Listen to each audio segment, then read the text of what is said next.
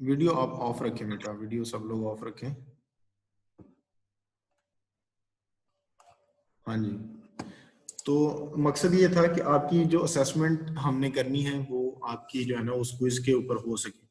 अब मुझे आप ये बताएं कि कितने लोग हैं जो वो क्विज नहीं दे सके और वो दोबारा देना चाह रहे हैं, ताकि मुझे एक आइडिया हो जाए कि आप लोगों का क्या स्टेटस है।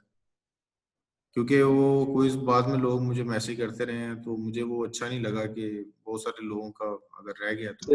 मैंने तो हालांकि आपको आधा एक घंटा दिया था, उसमें कहा भी था आपको कि आप सब लोग गैदर हो जाओ और हम क्विज कंडक्ट करेंगे। यहाँ पे मुझे चैट बॉक्स में आप में से वो लोग बता दें मुझे कि जिनका क्विज रह गया है और वो दोबारा देना चाह रहे हैं।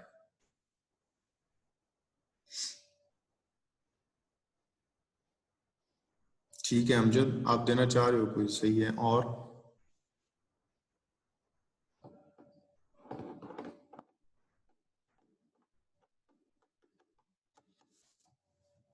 बस ये आज आखिरी जो है ना वो आपके पास एक चांस होगा जिसमें आप लोग दोबारा अपीयर हो सकते हैं क्विज के अंदर ना। अभी क्विज नहीं होगा, अभी हम पढ़ेंगे, लेकिन वो क्विज जब भी होगा उसके अंदर मैं आप लोगों को जो है ना उसके अंदर ये जो लोग अभी मुझे बताएंगे उनको मैं अलग से नोट कर लेता हूँ, उनका क्विज मैं दोबारा ले लूंगा। अभी तक सिर्फ अमजद ने बताया, तो बाकी लोगों का मेरा ख्याल हो गया होगा। बहुत अच्छी बात है, फिर सही है। 46।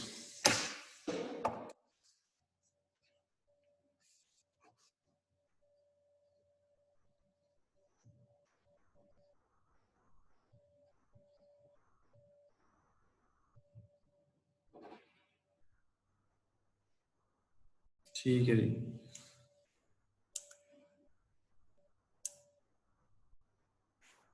लेकिन बाबर देखो ना, आपको कह रहे थे यहाँ पे कोई नहीं आया हुआ ना, तो इस तरह तो नहीं होता ना, आप लोगों ने इधर आना होता है। जिनका क्विज अक्सर रह ही उनका गया है जो क्लास नहीं लेते ना।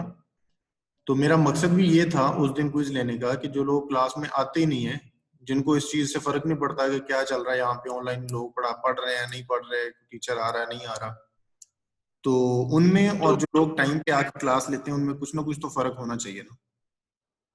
क्योंकि मैंने अटेंडेंस के मार्क्स नहीं रखे हुए, तो इसका मतलब ये नहीं है कि आप लोग क्लास ही नहीं लोगे। यही लोग जो बिल्कुल एंड पे आके आप कह रहे होंगे कि हमें कुछ पढ़ाया नहीं है, हमें कुछ समझ ही नहीं आई, हमें कुछ पता ही नहीं चला, सेमेस्टर गुजर गया, पूरा सब्जेक्ट गुजर गया, हमें कुछ भी नहीं सीखा। तो ये वही लोग होंगे जो क्लास नहीं लेते आके, जो बात नहीं करते, जो आके क्वेश्चन नहीं करते, जो लैब में टाइम पे नहीं आते। ठीक है ना। तो ये सारे लोग जो हैं इनके मसाइल एंड पे फिर इसी तरीके से निकल के बाहर आते हैं। अभी फिर ये है कि अभी जो आपको कह रहे थे उनका तो अब मैं क्या कह सकता हूँ, आपको जो मर्जी कहते रहे। मैंने तो अब यहाँ पे आपके सामने सबसे पूछा है ना पूरी क्लास से कितने लोग हैं जिनका क्विज रह गया वो दोबारा ले लेंगे। तो अभी फिर हमारे पास सिर्फ एक ही स्टूडेंट है जो कह रहा है कि मैंने क्विज लेना, और वो है अमजद अली। ठीक है जी। इसके अलावा यहाँ पे कोई स्टूडेंट नहीं है जो खुद क्लेम कर रहा है कि क्विज दोबारा नहीं होगा। अहमद, अदील कौन है? मुझे अदील खुद मैसेज क्यों नहीं कर रहा?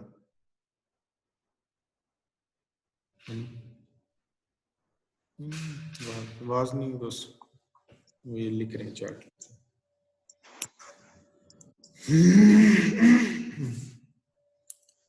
चलो ऑनलाइन हो जाएगा तो फिर देख लेंगे उसको अहमद, ठीक है ना। हाँ जी बताए वैसे। हाँ थोड़ा सा वो सब तो मतलब बना दिए वो सब।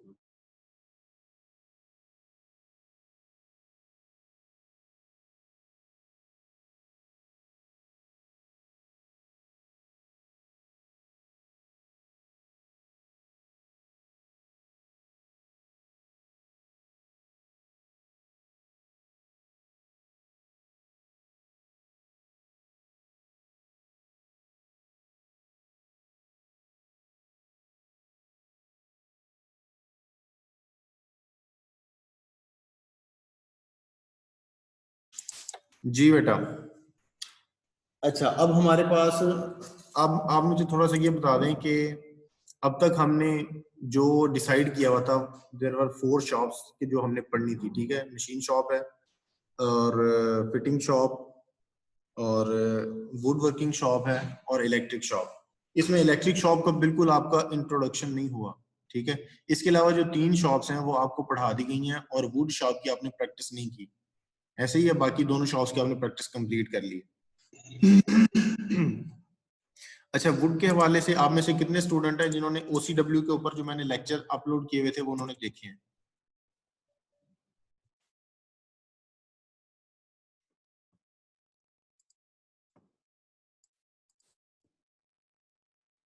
ocw.kfueit.edu.pk इस एड्रेस पे मैंने कुछ लेक्चर आपके जो है ना अपलोड किए थे, जिसमें प्रैक्टिस थी, यानी वर्कशॉप की प्रैक्टिस वुड के हवाले से क्या क्या काम हम करते हैं। कि क्योंकि आप ऑनलाइन अब ले रहे हो क्लासें, तो आपको रिकॉर्ड करके वो सेशन पूरे का पूरा दिखा दिया था ताकि आपको आइडिया हो जाए और जब आप वापस आओ तो खुद आप परफॉर्म करने के लिए आपको आइडिया होना चाहिए, आपको पता होना चाहिए। तो कितने लोग हैं जिन्होंने वो लेक्चर देखे हैं और उन्हें लगता है कि हम जो है इसके ऊपर अब काम कर लेंगे?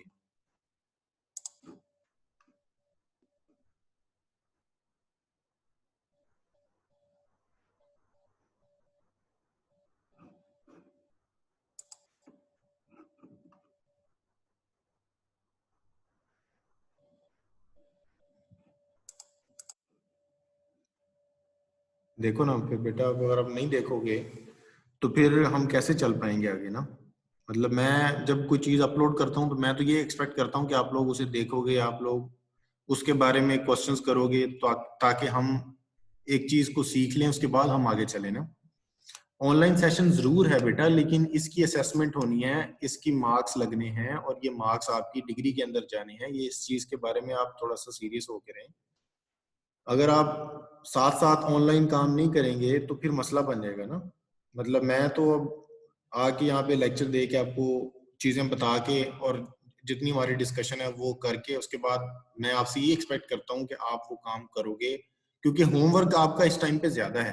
होमवर्क ज्यादा है। लेक्चर के अंदर तो ऑनलाइन आपको सिर्फ यही बताया जा सकता है कि ये कंटेंट है, ये इस तरीके से यहाँ से देखा जा सकता है और आपको थोड़ा बहुत समझाया जा सकता है। बाकी मेन काम आपने होमवर्क के तौर पे घर में करना है। उसमें आपके जो क्वेश्चन अराइज होंगे वो आपने आके नेक्स्ट सेशन के अंदर पूछने होते हैं ताकि आपको हर चीज क्लियर हो जाए।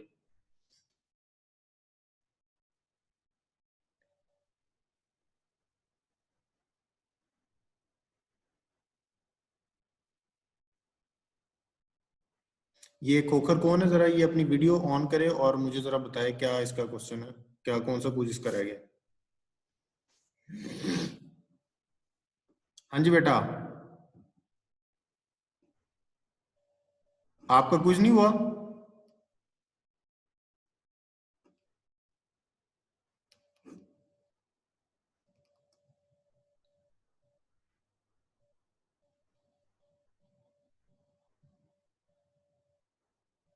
यार ये क्या नाम है, ये मोहम्मद क्या लिखा हुआ है? बेटा आप किस किस जगह पे मैं लिंक डालूं? सबसे पहले तो मैंने वीडियो अपलोड करनी होती है यूट्यूब के ऊपर। यूट्यूब से लिंक उठा के OCW पे डालना होता है। अब वहां से उठा के LMS पे भी डालूं? बेटा अब मैं आपके लिए क्या क्या करूं यार। आपको एक एड्रेस बताया हुआ है कि वीडियो कंटेंट आपको सारा OCW पे मिलेगा, तो आप वहां से क्यों नहीं देख सकते यार? मतलब मुझे समझ नहीं आ रही इस बात की कि ये कि क्यों आपके लिए इतना मुश्किल है।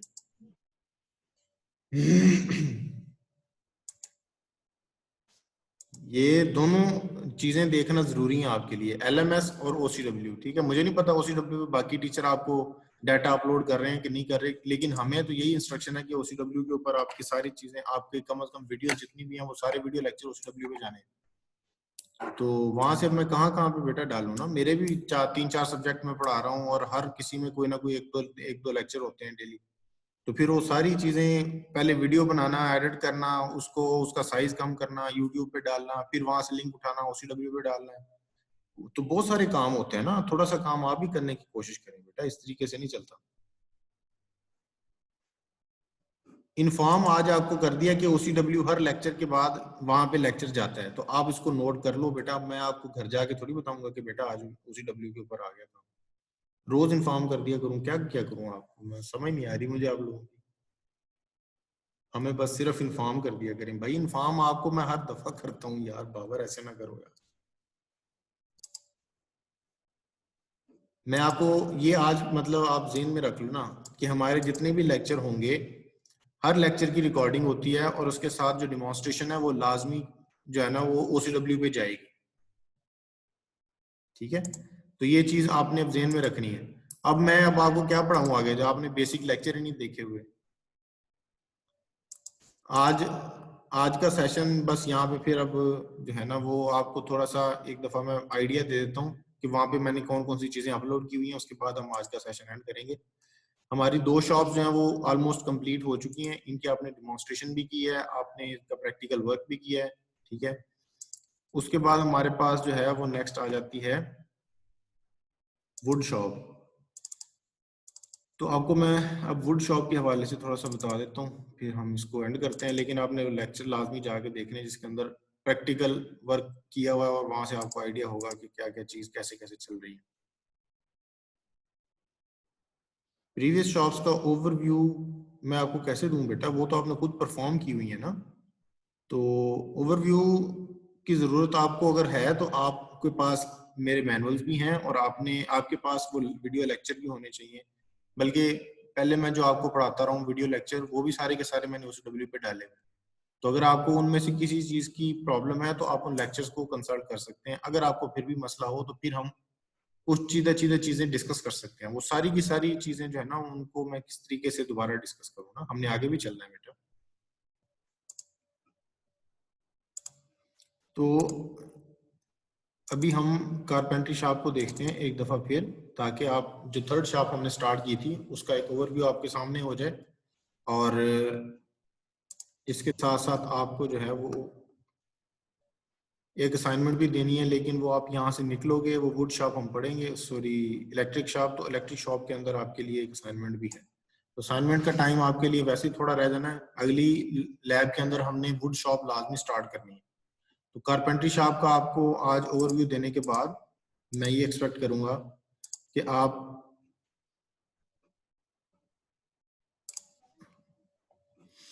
हाँ जी, कि आप जो है वो OCW पे लेक्चर देखेंगे जिसमें प्रैक्टिकल जो एक्सपेरिमेंट परफॉर्म किया हुआ है वो वहाँ पे डिटेल में अवेलेबल है। आप वो देखेंगे, उसके बाद फिर हम नेक्स्ट चलेंगे। ठीक है जी। तो कारपेंट्री शॉप के अंदर बेटा मैंने आपको बताया था कि इंजीनियरिंग एप्लीकेशन के लिए आपको वुड की भी जरूरत पड़ती है। ठीक है, बहुत सारी चीजें ऐसी हैं जहाँ पे आप मेटल के जरिए से लोड बेरिंग कंपोनेंट्स बनाते हैं, मशीन पार्ट्स बनाते हैं। कुछ ऐसी जगह होती हैं जहाँ पे वुड के जरिए से भी आपको कुछ चीज बनानी की जरूरत पड़ सकती है। वुड में जो है वो जो बेसिक इसमें सबसे पहले तो वुड शॉप में काम करने की जो प्रिकॉशंस है वो आपके लिए नई नहीं है। आपको पहले भी इन चीज़ों का आइडिया है, लेकिन ये आपने चीज़ें पढ़ लेनी है। आपको पता होना चाहिए कि कौन सी प्रिकॉशंस हैं जिनको देखना होता है आपने। इसके बाद बेसिक इंट्रोडक्शन के अंदर अगर आए तो कारपेंट्री शॉप में be defined as a process of making wooden components. It starts from the marketable form of wood and ends with the finished product. It deals with the building work, furniture, cabinet work, and joinery. For example, इसमें आ जाता है जी preparation of joints in one of the important operations in all the woodworks. यानी इसके अंदर जो है ना वो वुड के जो जॉइंट्स बनाने का प्रोसेस है वो इसमें सबसे टेक्निकल चीज होती है। ठीक है, क्योंकि वुड को ना तो आप वेल्ड कर सकते हैं, ठीक है, और वुड की ना ब्रेजिंग होती है ना सोल्डरिंग होती है। बहुत सारे प्रोसेस हैं जो वुड के अंदर नहीं होते। तो वुड के अपने जॉइंट बनाने के प्रोसेस हैं जिनको आप यूज करते हैं और वुड वर्किंग कर सकते हैं। ठीक है, आप अगर देखें तो आपके इर्द गिर्द अभी हर स्टूडेंट देख सकता है इर्द गिर्द कितने उसके जो है ना वुड के पार्ट्स इस टाइम पे बने हुए होंगे। फर्नीचर होता है, ठीक है, और इसके अलावा अगर आप देखें दरवाजे होते हैं और अलमारियां होती हैं। ये घर के इस्तेमाल की वुड है। ठीक है, इसी तरह वुड को यूज करके इंजीनियरिंग एप्लीकेशन के अंदर भी इसको एम्प्लॉय किया जा सकता है। अब इसके डिफरेंट जो है ना वो डायमेंशंस निकलती हैं कि कौन कौन सी चीजें इंपॉर्टेंट हैं ये डिसाइड करने के लिए कि कौन सी वुड है जिसको हम इंजीनियरिंग एप्लीकेशन में यूज कर सकते हैं। ठीक है, इंजीनियरिंग एप्लीकेशन में पहले आपको एक मतलब बड़ी एग्जांपल इसकी ये है कि बहुत सारे ऐसे जो है ना प्लेन्स थे, ऐसे जेट तैयारे थे या छोटे मतलब इस तरीके से जो है ना वो एरोप्लेन टाइप जो है ना वो व्हीकल्स, मैन व्हीकल्स या नॉन मैन व्हीकल्स इस तरीके की पहले भी बनती रही हैं और आज भी बनती हैं जो कि हम हवा के अंदर उड़ा सकते हैं। रीजन इसकी ये है कि वुड जो है वो आपको इतनी स्ट्रेंथ कम डेंसिटी के साथ दे सकती है, यानी वेट टू स्ट्रेंथ रेशियो जो है वो इसकी कम होती है, और ये आपके लिए एक इम्पॉर्टेंट कंपोनेंट होता है इंजीनियरिंग एप्लीकेशन में। चीज़ों को किसी भी मेंबर को यूज करते हुए आप ये देखते हैं कि इसकी स्ट्रेंथ टू वेट रेशियो क्या है, ठीक है। यानी आप ये चीज़ों को कंपेयर करते हो इस बेसिस के ऊपर कि कोई भी पार्ट जो हवा के अंदर जाएगा उसका वेट कम से कम और स्ट्रेंथ उसकी ज्यादा से ज्यादा होनी चाहिए, ठीक है। तो इस हवाले से बहुत सारे मटेरियल्स भी हैं, बहुत सारे मेटल्स भी हैं और अलॉयज भी हैं जो हम यूज करते हैं। फॉर एग्जांपल एल्यूमिनियम है, टाइटेनियम है, लेकिन वुड जो है इसकी अपनी एक एप्लीकेशन है और इसका अपना जो है ना वो एक आप कह लें कि इसकी एक एप्लीकेशन हिस्ट्री है जिसकी वजह से ये यूज होती आ रही है और अब भी यूज हो रही है। अच्छा, अब आपको कैसे पता चलता है कि क्योंकि हर एक जो वुड है वो इंजीनियरिंग एप्लीकेशन के लिए यूज नहीं हो सकती। इसमें मैं डिटेल सारी की सारी मैनुअल के अंदर लिखी हुई है कौन सी वुड है जो आप इंजीनियरिंग एप्लीकेशन में यूज कर सकते हैं। उसको जो हम यूज करते हैं उसे हम कहते हैं टिम्बर, और टिम्बर की डिफरेंट साइजेस होते हैं। साइजेस के बाद आप इसकी क्लासिफिकेशन देख सकते हैं। यहाँ पे एक्सोजिनस और एंडोजिनस ये दो टाइप्स हैं वुड की, जिनकी बेसिस पे आप ये डिसाइड करते हैं कि इंजीनियरिंग एप्लीकेशन में यूज हो सकती है या नहीं। एंडोजिनस और एक्सोजिनस में क्या फर्क है? एंडोजिनस वो होती है जिस ट्री की ग्रोथ इनवर्ड्स होती है, यानी जो इसके रेशे हैं, जो इसके फाइबर हैं वो इनवर्ड ग्रो करते हैं, ठीक है, जिसकी वजह से इसकी स्ट्रेंथ कम होती है और एंडोजिनस को हम अपनी इंजीनियरिंग एप्लीकेशन के लिए यूज नहीं कर सकते। दूसरी जो टाइप है उसे हम एक्सोजिनस कहते हैं। इसको आप इसकी एग्जांपल भी देख सकते हैं। अगर आपने कोई तना कटा हुआ देखा हो क्रॉस सेक्शन वाइज तो आपको उसके अंदर गोल गोल रिंग नजर आते हैं, ठीक है। वो गोल रिंग जो होते हैं उन्हें हम एनुअल रिंग्स कहते हैं, और ये कहा जाता है कि हर साल के अंदर वो एक रिंग ऐड होता है किसी भी वुड के अंदर, ठीक है। और ये आउटवर्ड ग्रो करते हैं, यानी सेंटर से स्टार्ट होता है वो रिंग और बाहर की तरफ मूव करता हुआ जाता है सर्कमफ्रेंस की तरफ। तो ये जो टाइप होती है ट्रीज की, इसे एक्सोजिनस ट्रीज कहते हैं, एक्सोजिनस वुड होती है, ठीक है। और ये जो है वो हम यूज करते हैं फॉर इंजीनियरिंग एप्लीकेशंस। ठीक है बेटा, समझ आ रही है? किसी को कोई क्वेश्चन है तो वो बताए।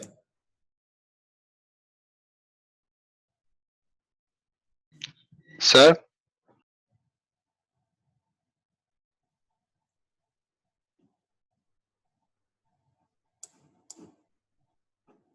ये रोल नंबर क्यों सेंड कर रहे हैं सब लोग? सर अटेंडेंस के लिए वो सिग्नल नहीं आ रहे थे, अभी ज्वाइन किया था तकरीबन ये 5 मिनट मुझे ना पहले। आवाज तो नहीं सुन पा रही, आप यहाँ पे लिख दें काइंडली ना क्या लिखना चाह रहे हैं।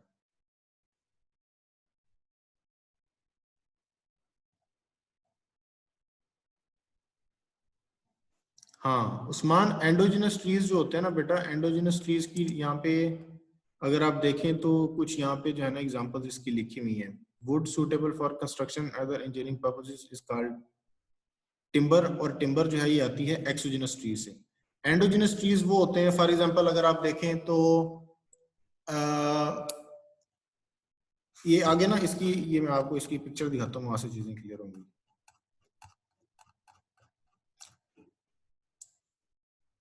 ये देखें, ये नजर आ रही है सबको पिक्चर?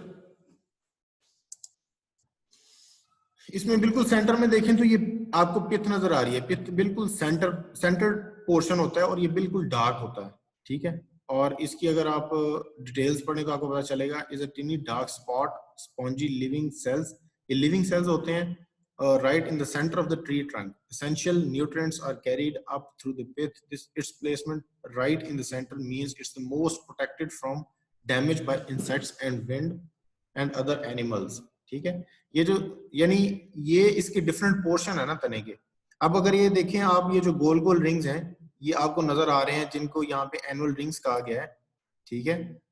और ये सेंटर से स्टार्ट होके बाहर की तरफ अगर जाएं तो इसे हम एक्सोजेनस ट्रीज कहते हैं।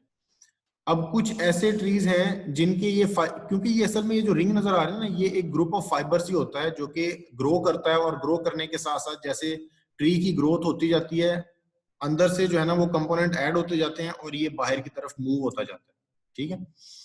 तो यानी दूसरी जो टाइप है उसके अंदर ये वाली जो ग्रोथ है ये आउट से इनवर्ड की तरफ होती है, यानी जो न्यू कंपोनेंट ऐड होता है वुड के अंदर वो बाहर वाली सतह की तरफ से ऐड होना शुरू होता है और अंदर की तरफ को जाता है, ठीक है। यानी ये एक डिफरेंट टाइप है ना। आप देखें इसमें दो तरीके से ग्रोथ हो रही है।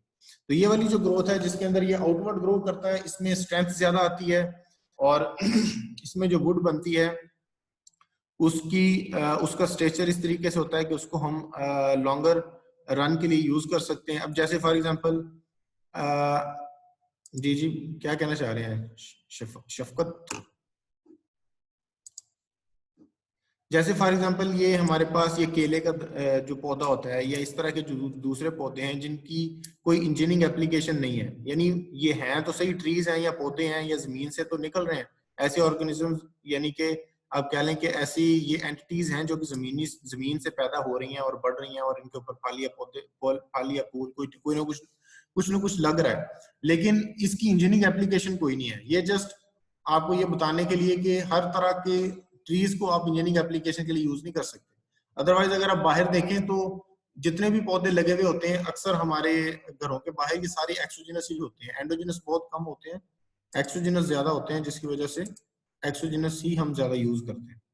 तो बेसिक जो डिफरेंस है वो सिर्फ ये है कि जो एक्सोजिनस है इनकी ग्रोथ आउटवर्ड्स होती है और जो एंडोजिनस है उनकी ग्रोथ इनवर्ड्स होती है। फाइबर जो ग्रो करते हैं वो इनवर्ड ग्रो करते हैं from outside circumference towards centre. ठीक है जी। अच्छा, अब इसी तरीके से अगर हम आगे आए तो पता चलता है कि सॉफ्टवुड और हार्डवुड, फिर एंडोजिनस की एक्सोजिनस की दो टाइप्स आ जाती हैं, सॉफ्टवुड और हार्डवुड। ठीक है। अब अगर आप देखें तो जो घरों के अंदर जितना भी फर्नीचर हमें नजर आता है वो सारा हार्डवुड के साथ बनाया जाता है। सॉफ्टवुड जो है ना इसकी एप्लीकेशन डिफरेंट है। सॉफ्टवुड जो है वो कम लोड बियर कर सकती है और ये वेट में थोड़ी कम होती है, यानी ऐसी जगहों पे ये यूज होती है जहाँ पे कम वेट और यानी कि कम स्ट्रेंथ को बियर करने वाली प्रॉपर्टीज चाहिए होती है, वहां पे सॉफ्टवुड यूज करते हैं। इसमें जो है ना इसके कुछ डिफरेंसेस हैं जो कि यहाँ पे लिखे हुए हैं सॉफ्टवुड के और हार्डवुड के। सॉफ्टवुड जो है ना वो लाइटर इन कलर होती है, हार्डवुड जो है ना वो डार्क इन कलर होती है। सॉफ्टवुड के ऊपर जो एनुअल रिंग्स हैं वो ज्यादा प्रोमिनेंट होते हैं और हार्डवुड के ऊपर एनुअल रिंग्स ज्यादा प्रोमिनेंट नहीं होते, बल्कि रेडियल लाइंस जो है ना वो प्रोमिनेंट होती हैं। रेडियल लाइंस क्या होती हैं, फिर नीचे आ जाए, ये आपको कुछ ऐसी ये वाली ये लाइंस नजर आ रही हैं, मैं आपको इसको एनोटेट करके बताता हूँ। ये जैसे ये आपको एक लाइन नजर आ रही है जो कि अलोंग द रेडियस है, ये लाइन नजर आ रही है। इस तरह की ये सारी जो लाइंस नजर आ रही है ना ये वाली, इन्हें हम कहते हैं रेडियल लाइंस, क्योंकि अलोंग द रेडियस होती हैं। और ये लाइंस जो है ना वो एज यानी कि ग्रोथ के साथ साथ ये लाइंस भी प्रोड्यूस होना शुरू हो जाती हैं किसी भी जो है वो ट्रंक के अंदर। तो ये वाली जो लाइंस होती हैं इन्हें हम कहते हैं रेडियल लाइंस, और रेडियल लाइंस जो है ना वो ज्यादा प्रोमिनेंट होती हैं इन हार्डवुड। ठीक है। सॉफ्टवुड के अंदर रेडियल लाइंस की बजाय एनुअल रिंग्स जो है वो ज्यादा प्रोमिनेंट होते हैं। तो ये कुछ डिफरेंसेस हैं, इनको आपने पढ़ लेना है बेटा। ये थ्योरेटिकल चीजें, इनके अंदर जो है ना वो कोई फार्मूला नहीं है, कुछ समझने वाली चीज नहीं है। तो इस तरह करके जो है ना ये चीज चल रही है। अच्छा जी, अब आए आगे। अब अगर आगे आएंगे तो आपको नजर आएगा एक तीसरी टाइप है जिसे हम प्लाईवुड कहते हैं। प्लाईवुड में क्या होता है, सॉफ्ट वुड के डिफरेंट लेयर्स लेके उनको आपस में ज्वाइन कर दें तो जो हमें रिजल्टेंट वुड मिलती है, टाइप ऑफ वुड, उसे हम प्लाईवुड कहते हैं। ये प्लाईवुड यूज होती है कंस्ट्रक्शन वर्क के अंदर। ठीक है। यानी लंबी लंबी शीट्स, बड़ी बड़ी शीट्स जहाँ पे चाहिए होती हैं और हाई स्ट्रेंथ की शीट्स चाहिए होती हैं। आपको पता है किसी भी, जैसे ये टेबल होता है हमारा, अब टेबल कितना इसकी जो है ना वो विड्थ फॉर एग्जांपल 2.5 फुट या 3 फुट है, तो इतना बड़ा ट्रंक जो है ना वो आपको कहीं भी नहीं मिलता, यानी कि अगर होगा भी सही तो इतनी चौड़ी लकड़ी आपको जो है ना वो नहीं मिलती। तो जब आपको लकड़ी को बढ़ाना होता है, मतलब इसकी विड्थ आपको ज्यादा चाहिए होती है, तो फिर आप different type of would use करते हैं, जिसमें एक प्लाईवुड है और दूसरी जो है वो हमारे पास चिप बोर्ड आता है जिससे हमारे टेबल्स वगैरह बनते हैं। टेबल की टॉप जो होती है ये चिप बोर्ड से बनती है, चिप बोर्ड भी इसे कहते हैं। इससे जो है वो हम लेमिनेशन शीट्स भी इनको कह देते हैं, इनकी जो है ना वो आगे फिर डिफरेंट टाइप्स हैं। तो इस तरह करके जो है ये चीजें वुड के साथ साथ इनकी भी एप्लीकेशन है। ठीक है। इनके मैन्युफैक्चरिंग, इनको बाद में खुद बनाया जाता है, यानी वुड के छोटे टुकड़े करके किसी को जो है ना वो ज्वाइन करने के बाद चिप बोर्ड बना लिया, या वुड की शीट्स को काट के उनको आपस में ग्लू करके उनकी जो है ना थिकनेस को बढ़ा के उनकी स्ट्रेंथ जो रिक्वायर्ड है वो ले ली, इसे हम प्लाईवुड कहते हैं। तो ये डिफरेंट टाइप्स हैं जिनकी जो है वो जरूरत हमें पड़ती है। जी जी बिल्कुल, किचन की केबन वगैरह बनाने के लिए भी इसे यूज करते हैं। तो ये जो चीजें हैं ये आपको डिफरेंट टाइप्स मार्केट के अंदर अवेलेबल होती हैं और ये मिल जाती हैं। एडवांटेजेस ऑफ प्लाईवुड लिखे हुए हैं बेटा, ये वो चीजें हैं जो आप पढ़ेंगे तो आपको समझ में आ जाएंगी। ये सारी चीजें एक दफा पहले भी हम डिस्कस कर चुके हैं।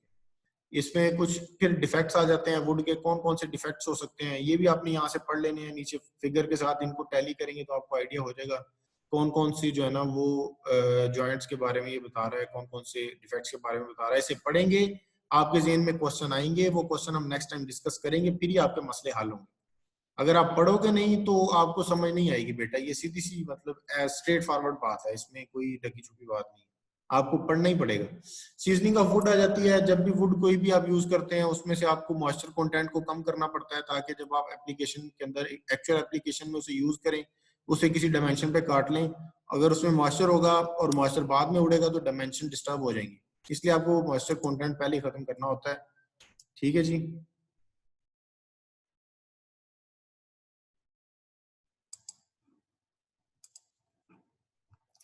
तो इस तरह करके चलता है। इसके टाइप्स हैं ये आपने पढ़ लेनी है। इसके बाद पार्ट ऑफ ट्रंक है, ये मैंने आपको बता दिया है, ये इनकी कोई डिटेल है नीचे, ये भी आपने पढ़ लेनी है। ठीक है जी। इसमें मैं आपको फिर बता रहा हूँ कि आपको पढ़ने के लिए इसलिए कह रहा हूँ, एक तो हम पहले डिस्कस कर चुके हैं, दूसरा ये थ्योरेटिकल चीजें हैं। अगर आपको किसी चीज की समझ नहीं आएगी तो we are open to discussion, हम इसको डिस्कस कर सकते हैं नेक्स्ट टाइम। सही है। अब आगे आ जाते हैं इसमें मार्किंग और मेजरिंग टूल्स के ऊपर। इनमें से कुछ चीजें जो आपने पहले यूज की हुई है, स्टील रूल आपने यूज किया हुआ है, स्टील टेप आपने यूज किया जिसे मेजरिंग टेप भी कहते हैं। ठीक है। उसके बाद आ जाए मार्किंग गेज। मार्किंग गेज क्या होता है? ये इस तरीके का एक कंपोनेंट होता है जिसके जरिए से हम कोई भी किसी भी एज के पैरेलल अगर कोई लाइन लगानी हो, यानी जैसे कोई भी वुड है आपके पास रेक्टेंगुलर फॉर्म में और किसी एक एज से पैरेलल आपने 10 सेंटीमीटर के ऊपर या 15 सेंटीमीटर के ऊपर फॉर एग्जांपल कोई लाइन, सीधी लंबी लाइन लगानी, तो आप इसके जरिए से लगा सकते हैं। ठीक है। ट्राई स्क्वायर आपने यूज किया फिटिंग में। ट्राई स्क्वायर के बारे में कौन बताएगा? चैट में बताएं जरा, ट्राई स्क्वायर का क्या फंक्शन होता है। आपने एक्सटेंसिवली यूज किया इसको, मैं देखूं जरा कौन कौन जो है ना वो ज्यादा जिसको समझ लगी और ज्यादा आता है इसके बारे में, वो मुझे जरा बताए। जी जैश, ट्राई स्क्वायर का क्या यूज है?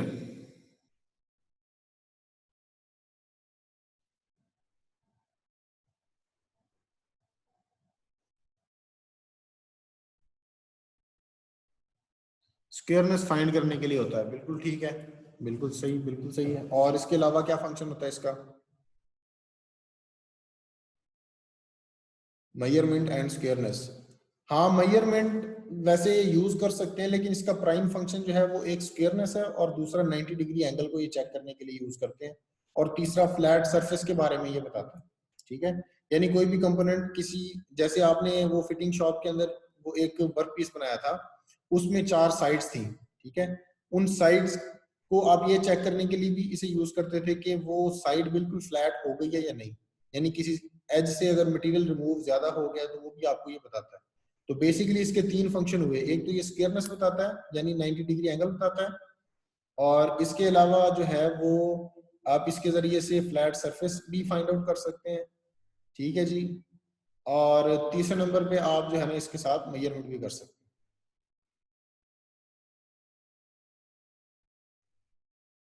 जी बिल्कुल जैश, बिल्कुल सही कह रहे हैं आप।